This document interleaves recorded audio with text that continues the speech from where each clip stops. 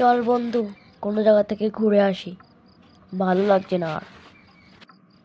চল কক্সবাজার থেকে ঘুরে আসি। তুই আজ প্রথমবার তো ঠিক কথা বললি। চল, আমার কাছেও কিছু টাকা আছে, ওটা দিয়ে যাই।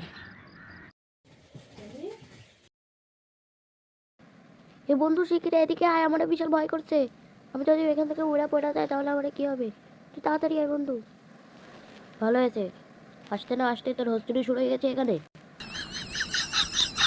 তোর এইসব কাণ্ডকর্ণের কারণেই আমাকে সবসময় বকুনি শুনতে হয়।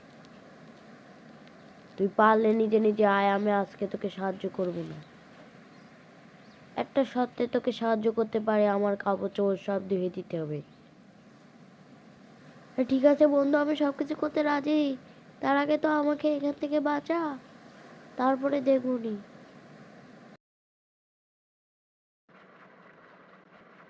ভালো করে পরিষ্কার কর বন্ধু, ভালো করে পরিষ্কার কর। কারণ তোকে তো আমি বিপদ থেকে বাঁচিয়েছি এজন্য। যদি কোনো সময় কোনো কিছুতে যদি ময়লা থাকে, তোর আমি কাঁচা খেয়ে ফেলবো। আচ্ছা ঠিক আছে বন্ধু, ঠিক আছে, আমি তাড়াতাড়ি পরিষ্কার করে দিচ্ছি। তোর কাঁচা চাপানোর আগে আমি পরিষ্কার করছি। বন্ধু তুই আর কথা বলিস না, কারণ তোর কালকে খুবই দুর্গন্ধ বেরোচ্ছে।